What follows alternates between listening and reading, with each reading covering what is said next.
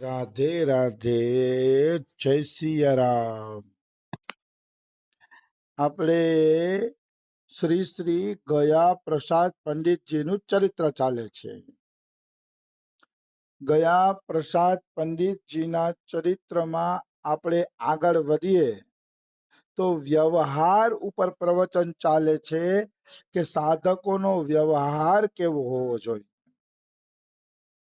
સાધકોનો વ્યવહાર એવો હોવો જોઈએ કે એને કોઈ પણ પ્રકારની કટુતા, કઠોરતા, રૂક્ષતા, છલકપટ, ઈર્ષા અને રાગ દ્વેષ ને અહંકાર એની અંદર ન હોવા જોઈએ.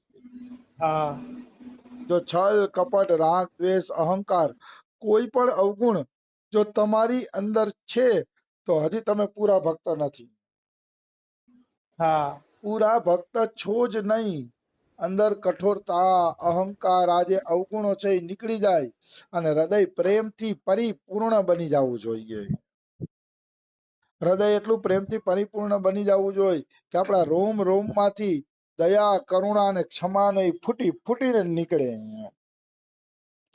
એવું આપણું હૃદય બની જવું જોઈએ. તો બરોબર છે, નહીતર બરોબર નથી. પછી કહે છે जिनसो दूसरे के चित्त को दुख, कष्ट और क्लेश के अतिरिक्त और कछु मिले ही नहीं है. મતલબ ભક્ત એવો હોવો જોઈએ કે એને એના દ્વારા કોઈના ચિત્તને ક્લેશ, દુઃખ કે એ કઈ મળે જ નહીં.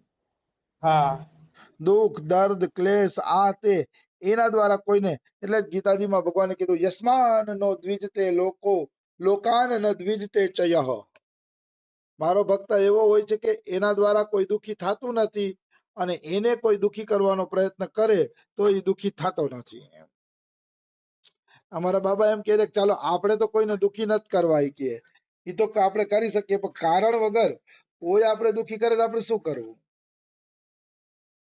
કારણ વગર કોઈ આપણે દુઃખી કરે તો શું કરવું? તો કે એમાંય ઉદ્વેગ નહીં કરવાનો. નિયમ એવો છે કે એમાં પણ ઉદ્વેગ કરવો જોઈએ નહીં.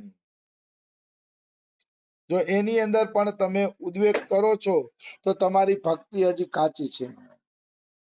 ઉદ્વેગ ન થવો જોઈએ.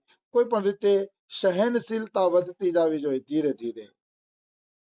ભગવાન કૃષ્ણ પણ આ લીલા કરીને દેખાડે છે.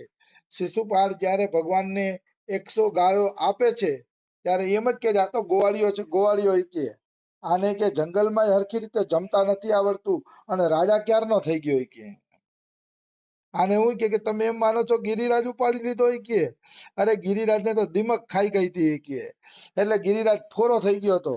ફોરા પર્વત ને ઉપાડી લીધો તો શું આને મોટું કામ કર્યું? આ તે મન પડે એમ શિશુપાલ બોલવા માંડ્યો. એમ મન પડે એમ તો કૃષ્ણએ દેખાડ્યું જો હું પણ સહન કરું છું. સમયની રાહ જોવી પડે છે. સમયની રાહ સુધી બધાએ સહન કરવું પડે છે. સ્વયં ભગવાન કૃષ્ણ પણ આ લીલા કરીને દેખાડે છે. પછી સહન શક્તિની હદ વહી ગઈ એટલે ભગવાને શિશુપાલનું ગળું કાપી નાખ્યું. તો કહેવાનો અર્થ શું છે? ભગવાન દેખાડે છે સમાન રહ્યો.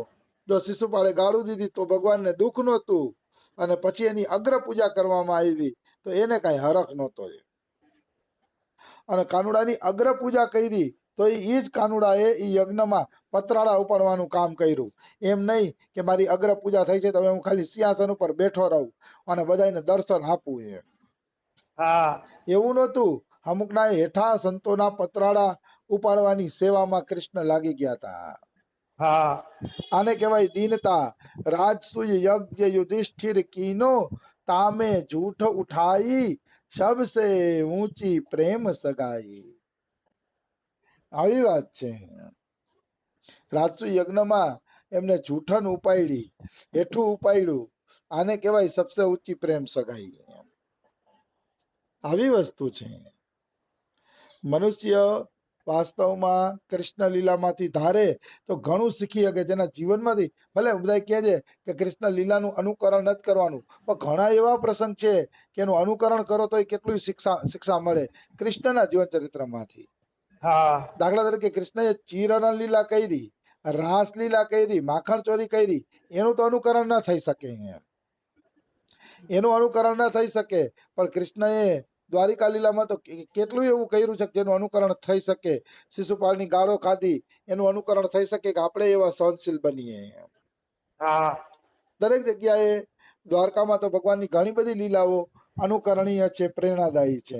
એ ગૃહસ્થાશ્રમમાં કેવી રીતે પત્નીઓ સાથે રહેતા એનું વર્ણન પણ ભાગવતમાં વાંચીએ તો એવું લાગે કે આ અનુકરણીય છે. ગૃહસ્થાશ્રમમાં કેમ રહેવું, પત્ની હારે ક્યાંક ગાયોનું દાન કરતા હતા, ક્યાંક પત્ની સાથે યજ્ઞમાં બેઠા હતા, ક્યાંક કૃષ્ણ ભગવાન ધ્યાનમાં બેઠા હતા. અનેકો પ્રકારના ચરિત્રો છે ભગવાનના. હા તો એમાંથી પ્રેરણાદાયી વાતો લઈ શકાય. જ્યાં જેવી વાતો મળતી હોય ને એવી વાતો આપણે લઈ શકીએ છીએ. પણ એ હવે કેવી વાતો લેવી ન લેવી વ્યક્તિને ખબર પડે છે, અથવા તો કોઈ સંત દ્વારા સારો સત્સંગ મળી જાય ને તો ખબર પડે.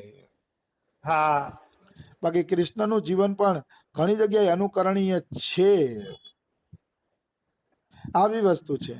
જો કૃષ્ણનું અનુકરણીય જીવન છે, જશોદાને એને છોડીને વયા ગયા તો કૃષ્ણ એ અનુકરણ કરીને દેખાડે છે કે મોહ મમતા ક્યાંય કરવી જોઈએ નહીં, કારણ કે ક્યારે કોને છોડવાની વારી આવે કઈ ખબર નથી. હા ગમે ત્યારે આ સંસારમાં આપણા સંબંધો તૂટી જાય એવી વારી આવી શકે, છૂટી જાય એવી વારી આવી શકે, નિશ્ચિત રૂપે આવી શકે છે. એટલે કોઈ જગ્યાએ મમત્વ કરવું જોઈએ નહીં. મમતા બંધનનું કારણ છે.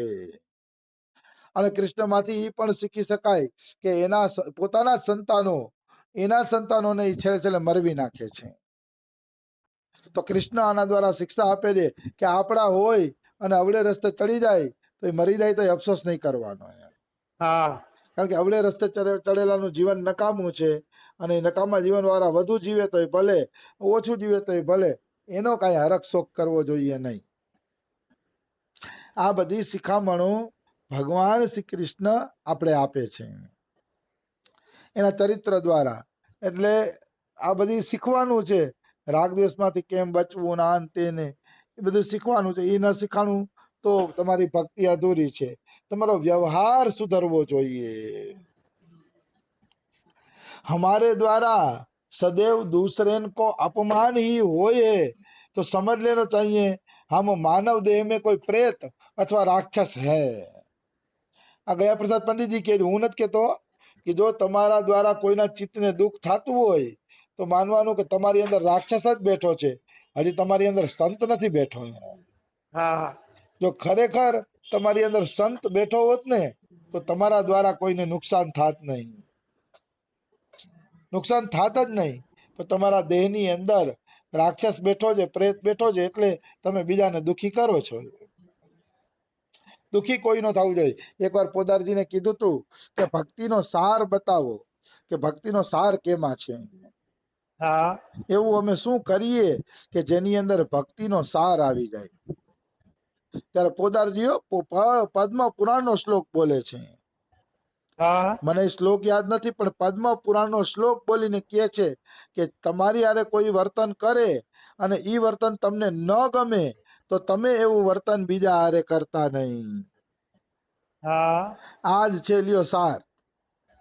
ભક્તિનો સાર આ કે આપણે માનો મને કોઈ ગાળ દીધી ને મને ન ગમ્યું તો મારે વિચારવું જોઈએ કે હું બીજાને ગાળ ના દઉં, કારણ કે હું એને ગાળ દઈશ તો એને નહીં ગમે, એને નહીં ગમે. આવું વિચારવાનું છે. આવું વિચારીને હાલવાનું કે આપણે જે વર્તન ગમતું નથી એ વર્તન આપણે બીજા હારે કરવું જોઈએ નહીં. આવી આ ધર્મનો સાર છે. જેને ધર્મના માર્ગે હાલવું છે ને એના માટે આટલી વસ્તુ સારરૂપ છે. આવી વસ્તુ છે. એટલે કોઈ દી બીજા હારે કઠોરતા વાળો વ્યવહાર કરવો ન જોઈએ, બીજાને દુઃખ થાય એવું કરવું ન જોઈએ. પ્રેમાળ સ્વભાવ રાખવામાં શું વાંધો છે. હા પ્રેમાળ સ્વભાવ. આંધળાને આંધળો શું કામ કેવો જોઈએ? સુરદાસજી કહીને જ બોલાવા જોઈએ. આંધળાને આંધળો નહીં કહેવાનો, સુરદાસજી કહેવાનું. એ છે ને હા હારો શબ્દ છે. બિલકુલ. આવી વસ્તુ છે. સુરદાસજી સંતનું નામ છે, એટલે આપણે એને સંતનો દરજ્જો આપી છીએ. કે આંખું વહી ગઈ ને તો ચિંતા ન કરતા.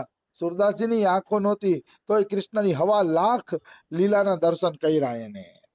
હા અને ઈ લીલા સુરદાસજીએ પોતાના પદોમાં લખી. તો આમ સુરદાસ કહીને આપણે એને આદર આપીએ છીએ, એવી વાત છે. એટલે બધા યારે મીઠો વ્યવહાર કરવાનો.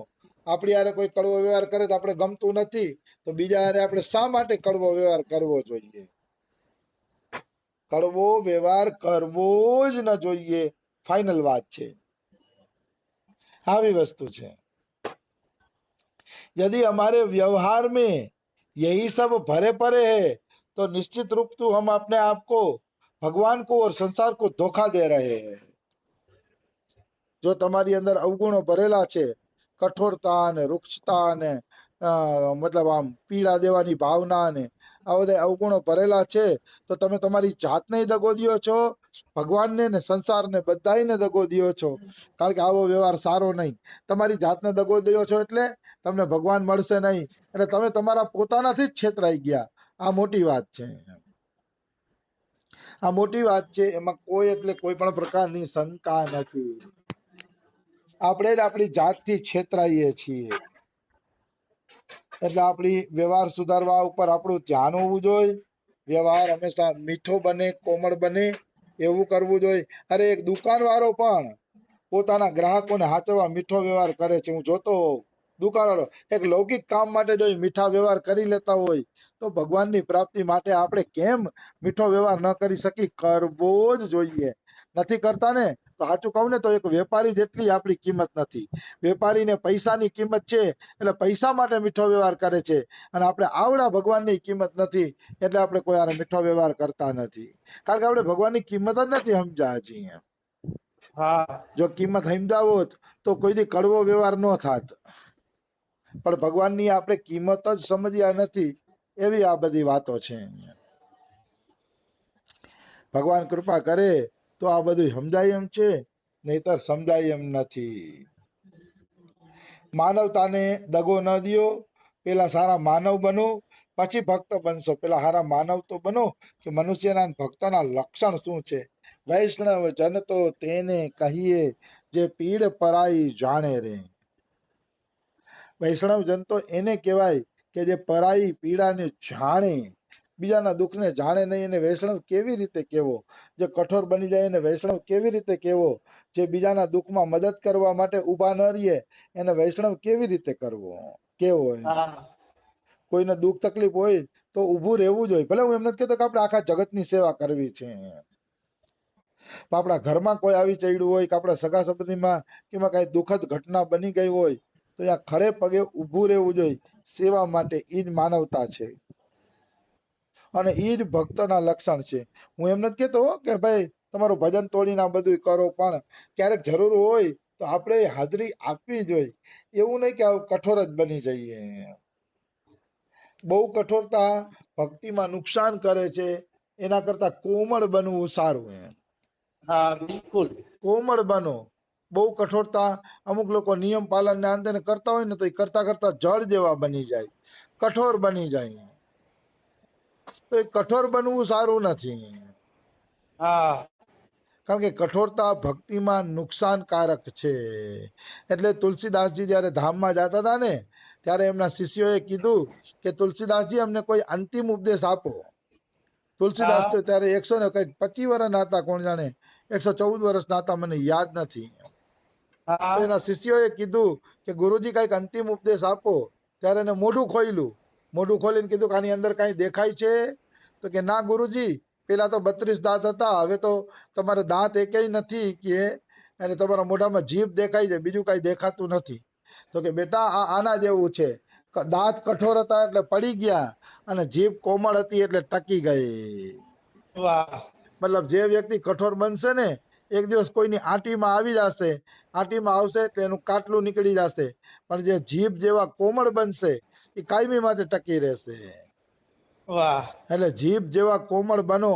તુલસીદાસે છેલ્લો ઉપદેશ આ આપ્યો કે જીભ જેવા કોમળ બનો. તો ગયા પ્રસાદ પંડિતજીનું હજી ચરિત્ર આગળ હાલશે. બીજું ચરિત્ર આપણે કાલે લઈ લેશું. આજે સમય થઈ ગયો છે. રાધે રાધે, જય સિયા રામ. રાધે રાધે.